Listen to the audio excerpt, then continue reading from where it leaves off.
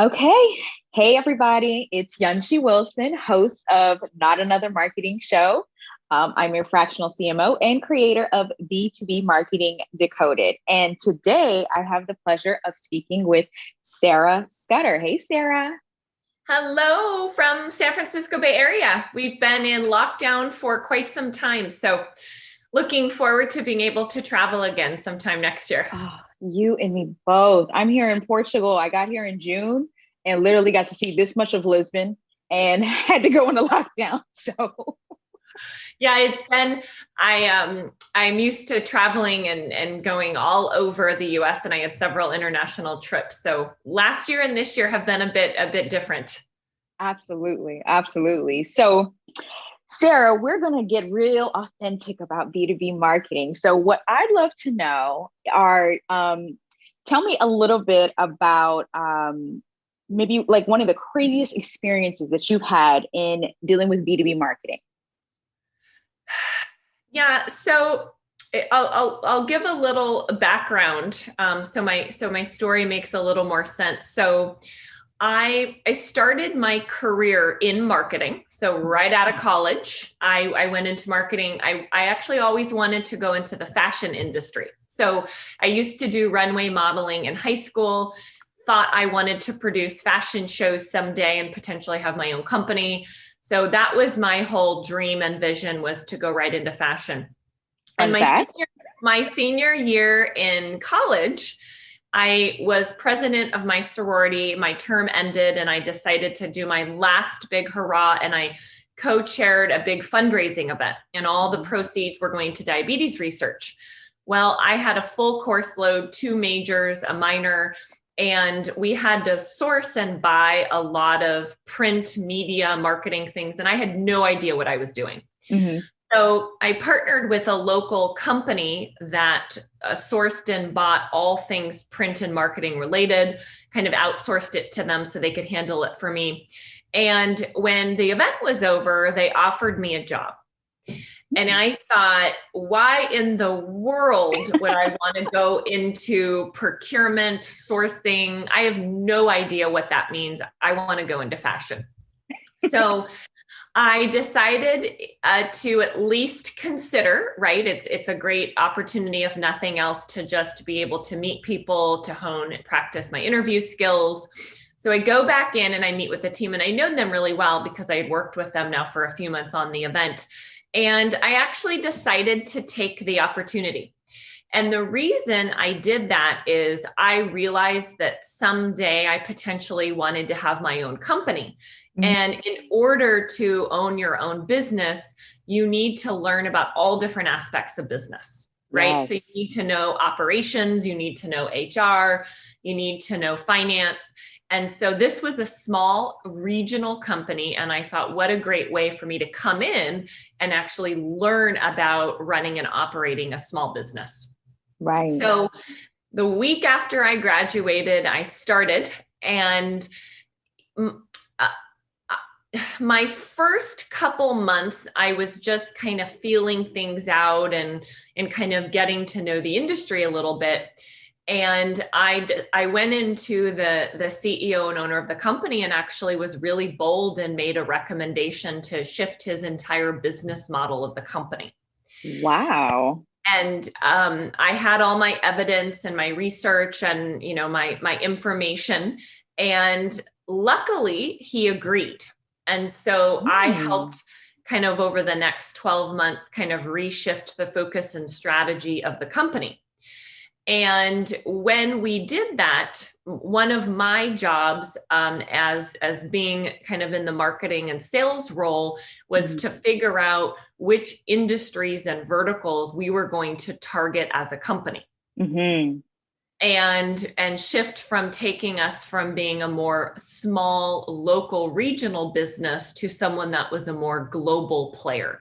Got it. And so it was a really crazy, interesting experience for me, being fresh out of college, Right. not having a lot of marketing and sales experience, trying to figure out how to go out and test a market and Mhm. figure out which verticals we should target and go after.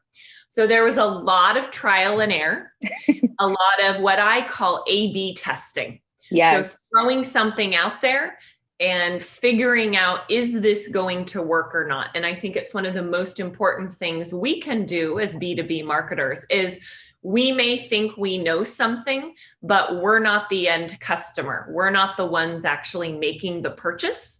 It's so important that we actually go out and figure out what our end customer needs or wants and what they're actually going to pay for. I agree 100%. And what you said is super valuable, right? Because B2B marketing, at least when I was in college, that wasn't taught. You didn't get a class or a course. It is all field work. It is all A/B testing. And you even touched on talking about marketing and sales. And I really want to dig into that because I'm under the philosophy that marketing and sales should not be separate. In fact, they should really live and coexist in a symbiotic relationship, almost in pods, where marketing is hearing the feedback from sales and then they're iterating based on that and pivoting, very dynamic on a consistent basis. What do you think about that? Yeah, so one of the things I talk a lot about with my team, with my colleagues, and when I do speaking, is I believe that marketing drives sales. So I think gone are the days where we have what I would call traditional sales, door-to-door salesmen or women showing up with a briefcase, going door to door, making cold phone calls. I just don't think that is the way of the future, and that's not what is effective. So for me, I believe that marketing should really be the driver of lead generation. Mm-hmm. And they should be the ones who are going out and using content to generate inbound leads.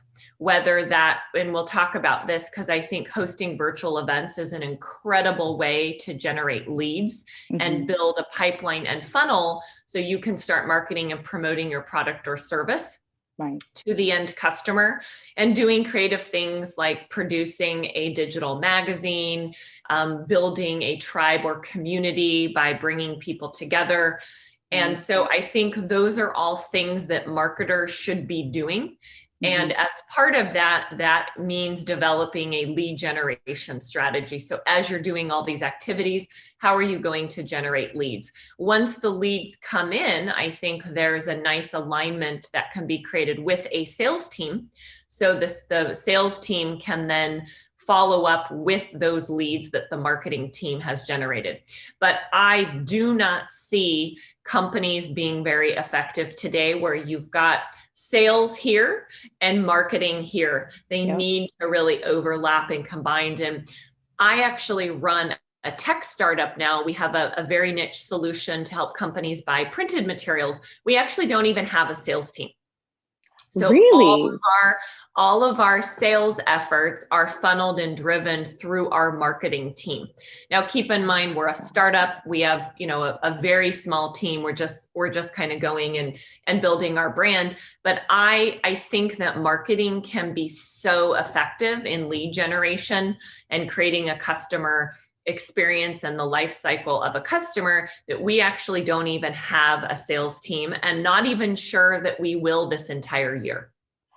I think that is absolutely phenomenal because especially in the digital landscape, marketers, really good marketers, have learned how to create that irresistible offer, that micro content that takes that someone on the buyer's journey, and the content is doing the selling all along the way. So then at the end, it's just a formality. It's just, okay, I'm ready to sign the contract. And that should be the end of it. And it's interesting that here we are in 2021 now, and the idea that B2B buyers are these Vulcan-like, logic-bearing only individuals, that there's no emotion, like we don't even need to think about that. Like B2B companies still haven't caught on to that. Have you seen that a lot as well in your experience? Well, what I've noticed as being a B2B marketer, and now we're in the tech and services space, is people want to do their own research. Mm-hmm. People don't want to be bothered or hounded by 15 emails and 20 cold calls. They're going out and they're doing their own research. That's right. Also, word of mouth is still huge. They're going out and talking to their colleagues, talking to their networks and saying, we're looking for a solution for X, Y, and Z. Who have you used? Who do you recommend? Who's new in the marketplace? So I think it's the job of a marketer to publish incredible content that's useful, that when somebody is going out and searching for a certain product or service, they have the tools and resources that they need to do their own research. So Absolutely. By the time they reach out to the organization, they already know what the company does. They have a sense of the pricing model. Maybe they want to see a demo, do a pilot to test it out, but they've done so much of the research themselves, and that's the role of the marketer to provide all of that content to the buyer. Absolutely. So what is your school of thought on leveraging more B2C types of marketing efforts, things that you really have never, ever seen, especially like experiential based marketing, for the B2B world? What are your thoughts around that? Yeah, so I think it depends on the product and service that you're selling as a B2B consumer, but my world is in the print space, and print is something that a lot of B2C companies use. So I can give a couple examples of things that I think can work really well for B2B marketers. And one of those things is direct mail.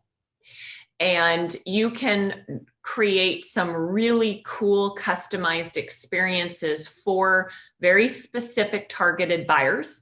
It could be the CEO, it could be the head of marketing at a company, it could be the chief procurement officer, the VP of operations, but getting kind of that top 50 or 100 target list of who your B2B company is going to sell or target, and creating a really customized experience for that buyer. And you can use things like a digital and print campaign where you're combining print and digital, which is a strategy that a lot of B2C brands will do. And I'll give an example. So Amazon, which a lot of us think would be totally digital, right? You don't think of Amazon as printing and sending things out to customers. They've actually re-engaged and launched a full catalog marketing campaign. Wayfair is another company that when I think of Wayfair, I don't think of them printing and producing catalogs. I think of people going online, searching in their online catalog and making a purchase. They've actually launched a full campaign. They're actually hiring a senior level person on their marketing team to set up and develop and manage a catalog program strategy. Wow. And to me, that just goes back to the importance of being able to get in front of your customers and using a B2C strategy like direct mail, like combining print with digital. So the answer is yes, I think you can be very effective. I think things need to be really targeted and tailored if you're selling big ticket items or you're going after very senior level buyers. And we can shift focus, because talking about senior level buyers, I think that's like always the golden ticket, right? B2B companies always want to, like, we got to get to the decision makers, and everything we do has got to be about them. I think that we're seeing a major shift even in leadership, because generationally, we saw before where everything was kind of like about golf and cigars and like that whole gamut. And now we're seeing a new type of leadership, the changing of the guard happening. And with that, they want to deal with companies that actually care. They want to deal with companies that have something to say and stand by something. How do you think that B2B companies need to evolve to answer this new changing of the guard? So I'll use a couple examples of things that we're doing at my company that have been really, really effective. So I oversee sales and marketing at RSN. And one of the things that we've really focused on is building our brand by creating a community and creating a tribe. So we have decided as part of our strategy, and you mentioned the new type of executive and the new type of buyer, where they're wanting to communicate and talk to their peers, they're wanting to collaborate, they're wanting to do things in a different way and be a part of that content journey where they have information and they have things so they can make good decisions. So we've done 3 things. We've launched a networking, we call it the Quarantine Hair Don't Care Hump Day Happy Hour. I love And it. twice a month, we host a really fun meetup virtually for executives in procurement. That's who we sell to. That's our target buyer. We're selling to heads of procurement, marketing, procurement, chief procurement officers. And this is something that we launched in March or April of last year. And the goal was really fun and casual. Each week we come up with a different dress theme, like it might be wear your favorite socks, wear pajamas, wear your something to represent your favorite sporting team. And then each week we have a different discussion topic. One of the questions was, what piece of advice would you give your 16-year-old self? Ooh, And we've launched this meetup, and it's become almost like a cult-like following. We get 20 to 30 people religiously showing up. We did it every week last year, and now we've shifted to doing it twice a month. But through that, we've been able to network and build our brand and make incredible connections in a very non-salesy way. So it's very casual, it's very fun. People get to know us, but we're not hard selling or pushing things down their throat. The second thing we did is we launched something called Procurement Talks. It's a monthly virtual event series that we host with a few other sponsors. And we go out and find a thought leader or innovator in the procurement space to moderate a discussion. And then we go and seek out 4 panelists to speak on our panel each month. Now, this is very strategic because the people that we have moderate and the people that speak on our panel are people that we potentially want as clients or companies that might benefit from what we offer. But we're doing it in a very strategic, non-salesy way. So I'll reach out and say, we host this monthly series. It's a way for the community to collaborate and network and share ideas. And we do it every single month. And we have a theme of the year. So last year, our theme was train wrecks, nightmares, and meltdowns, tales of lessons learned. And all of the leaders would come in and share their crazy stories about being in procurement. And then this year, our theme is upping the ante. So people are talking about how they're adding value at their companies through being in procurement. So that's been an incredibly effective way for us to get in front of decision makers and get in front of buyers in a very non-salesy way. We market the events. We have a sign-up page. You can sign up for the whole series. You can sign up for individual events. We're getting about 100 to 150 signups per event. Wow. And then we record them, we live stream them as well, and then we promote and market the content after.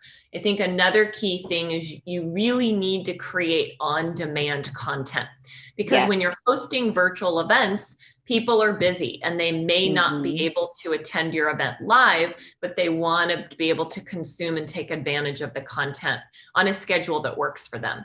Absolutely. And then the third thing that we've done, which I think is really strategic, is we launched a digital magazine. And the magazine is called Procure Rising. It's a quarterly publication, and we go out and find innovative people in procurement, again, people that we want our company to know about, and we interview them and we tell their story. So I'm a big believer in storytelling. I think storytelling is a really important part of marketing. People learn by connecting and hearing what other people have experienced. And so the purpose of our publication is to tell really unique, untold stories about leaders in the industry. So we go out and we find these leaders. I have a team of contractors, a designer, an editor, writers. They do the interviews, they write the stories, and then we promote and market our digital magazine. We have actually a website just for the magazine. And it's a total soft sell. We don't promote or really publish that we produce it. We want it to be something that's really value add that people in our industry learn from. And we've been able to make incredible connections and actually get business through the people that we've interviewed in our magazine. So let me ask you this. Of those three things that you've created, are you monetizing any of them, or are they all part of the marketing process? So they are all part of the marketing process, but we have closed clients as a result of all three. Meaning we met them at our happy hour, they spoke at a procurement talk, they've been interviewed in our magazine, they've learned about our solution and how we help companies with print. They've said, hey, we actually need a solution like this at our company, and they've reached out. So we have been able to monetize those. The other thing that I've been able to do is actually go out and get sponsors. Nice. To actually pay for our procurement talk series. We have 3 sponsors that pay for the year, and they're the sponsors for the events each month. Our magazine, we've been able to go out and secure a sponsor that co-produces the magazine with us now. And we're actually in the process of now going out and selling sponsorships for the magazine. We've actually created a media kit. So long-term strategy, not only is it a way for us to generate clients, but potentially additional revenue streams for our company. Absolutely. You said a lot of things that are highly valuable. Number one, partnership. Being able to leverage other networks and bringing in with your own expertise. Number two, being able to understand that everything is not going to be immediately measured or show an immediate ROI. This is a long-term game, and it's a very different way of thinking for B2B companies who are very used to saying, an email went out. How many clicks did we get? What happened here? What happened there? We're talking about really building relationships, and not even once the event happens, no one's getting on the phone and hounding them down. It's like, hey, we just want to make sure you had a good time. We want to engage with you. Let us know if you need any help. It's a phenomenal strategy. And I think that B2B's companies' lack of patience is what prevents them from being able to have these really engaging and authentic experiences. It's great what you're doing. I think it's really important to know when you're using a content-driven approach for marketing at a B2B company that you need to build in a much longer sales cycle. Yes. And that is not easy to do, especially if you're like us and you're a startup and you have investors or people that you're reporting to and expect, certain results within a more narrow time frame. Right. But when you're leveraging content, you need to produce the content, you need to market it. You can still track all your data by tracking, you have your gated content, you're tracking your downloads, but then you also need to have a funnel, which is really important to have the follow-up piece. So you host an event, you produce the magazine, somebody clicks on your piece of information, they're going to download that content, then there's a follow-up that goes out. And for us, it's very soft. It's, hey, hope you enjoyed that article that you downloaded last week. And we really use humor in what we do. So I'm a big believer in humor as a way to build a brand and stand out. Of course, it needs to be tasteful, but we try to make what we do really funny. So we've got titles and emojis, and just the way we write our content and information uses humor. And so it's a full process. It's not something that's going to happen in a week or two, right? You've got all the different touch points that are built into the process. So I think you're absolutely correct that a content-driven marketing strategy is a longer term play, and it's a longer term sell. Now, you can still, in conjunction with doing these things like hosting events, like building a community and hosting meetups, like producing a magazine or appearing on podcasts or generating content, you can still also in conjunction have a lead generation strategy. Right. Where you're sending outbound emails, you're sending outbound through LinkedIn. So those can be done in conjunction, but they're two very different things. Absolutely. I couldn't agree more. So one of the things I have found myself constantly running into is that marketing now, especially me being a fractional CMO, it is really touching every single department in the business, operations, supply chain. And now where I lived in a world where before marketing was very siloed and very focused on graphics and the website and the events. Now we're, moving past sales, and what is happening in the marketing world is impacting leadership. It's impacting the way the product is developed and every other corner. How are you seeing marketing in your world being touched in other departments? Yeah, so for me, I think one of the most important shifts that I've seen last year, and I think it's going to continue to be a major trend and focus, is the importance of data.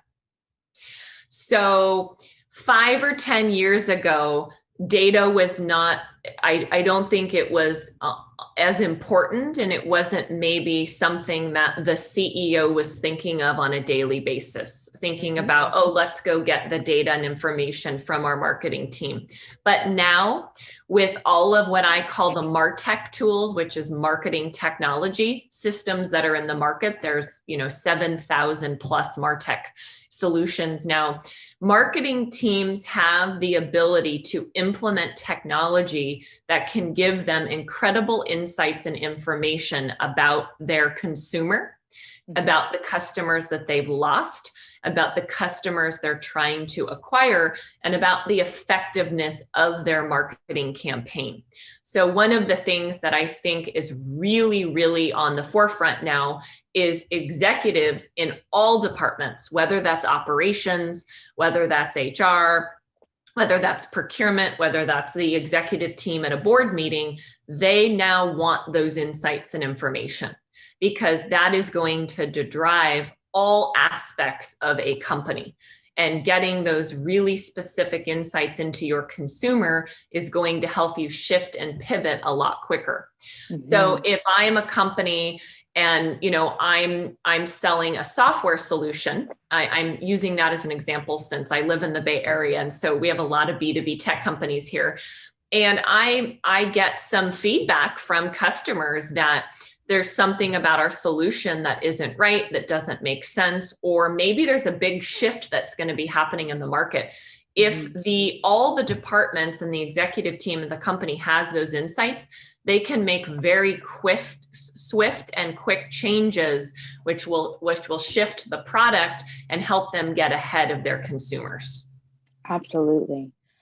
Oh, this was phenomenal. I absolutely loved talking to you and hearing really creative ways that you are engaging a very niche market. You're very focused, you're very targeted, and you found something that works. So I think it's going to be absolutely great for people to hear and to understand how they can translate what you're doing into their own niches and in core audiences. Two other things that I'll mention as well that I think are really important for B2B marketing is LinkedIn. Yes. I sometimes think people think, oh, it's another platform. We don't have time. We don't want to focus. LinkedIn is an incredible marketing tool and an incredible marketing resource for B2B companies. So do not underestimate the power of LinkedIn. It's a huge part of what we do at RSN, and it's a really important part of our marketing strategy. Absolutely. The second thing I'll recommend is getting on Clubhouse. So Clubhouse is a new social media platform. It's invite only right now, iPhone only. I think in the next couple months, it's going to really open up to the broader community, but there's a few million people on the platform now. I've been on it for about 6 weeks. Yeah. And it's an incredible way to build a global community and network with people that may become your customers. And I describe it as a live podcast that goes 24/7 that's interactive. So you can hop in and out of rooms and talk about anything you could imagine, and then you can host your own rooms. So for instance, I'm in procurement and my focus is print. So Fridays, I host all things print and packaging room. And I get people from all over the globe coming in the room to talk about print and packaging. I host a women kicking butt in procurement room on Saturdays, talking about women in the industry. So if you are a B2B company and a B2B marketer, definitely check on Clubhouse and think about adding it to your marketing strategy. I love that you brought that up because there was this whole thread on LinkedIn about how, oh my God, Clubhouse is just another shiny ball syndrome and blah, blah, blah. Like there were like adamant people, like I hate Clubhouse, like as much as they hate TikTok. And I was a school of thought and said, guys, I think we're looking at this wrong. This is a way to test content. This is a way to see if it lands really quick without paying anything. You just go into a room, say a few things that you're thinking, see if it lands, and then iterate on it. Boom, super, super simple. And it's interesting that we're so programmed, we're so traditional in our thinking that we don't even give room to think about, well, what are humans doing? What are human beings doing on a day-to-day basis and leveraging that? I mean, so one, it's free. So you're not paying $10, $20, $30,000 to be a part of a community. Right. And it's live, it's real time. So it gives you access to your customer base potentially in real time. Being able to have a dialogue, have conversation, and get in front of people that might need your product or service. So I think there's a lot of power in checking it out. Again, at the beginning, we talked about A/B testing. Try it out for a month, try it out for 2 months, see if it's something that can add value. But for me and for my business, it's been very effective, and it's become a part of our 2021 marketing strategy. I love it. I love to hear that you're leveraging this platform in a way and it's working for you in the B2B space. So it just goes to show, know your audience, do what works for your audience. Don't listen to the naysayers, go and test it. It's critical and it's important. So to close this off, I'd love to do something fun. I'd love for you to tell us 2 things that are true about you and 1 that's a lie. And we're going to let the audience go ahead and figure out which one of the 3 are true. Ooh, or which one of the 3 are a lie. This is fun. So I am the oldest of 5 siblings. I've been a vegetarian for 25 years. And I live on a farm in Danville that has no animals. Oh, all right. So guys, if you're watching, we want you to go ahead and type in the comments which one of these you think is a lie. It'll be really great to see how this works and what people think. So Sarah, thank you so much for taking the time to talk with me and really open yourself up about, being authentic in B2B marketing and what's working for you. I think there's a lot of valuable tips that this audience can really learn from and implement immediately with their audiences. Yeah, thank you so much for having me. I'm a big believer in content marketing as a way to really drive growth for B2B companies. Happy to connect with people offline if they want to continue the conversation, talk about doing a magazine or events. I'm most active on LinkedIn, so that's probably the easiest way to get in touch with me. Awesome. And we'll make sure to drop your link in the video so that way everyone can go ahead and connect with you directly, as well as your company page. Perfect. Awesome. Well, thank you so much. Have an awesome day. Thank you.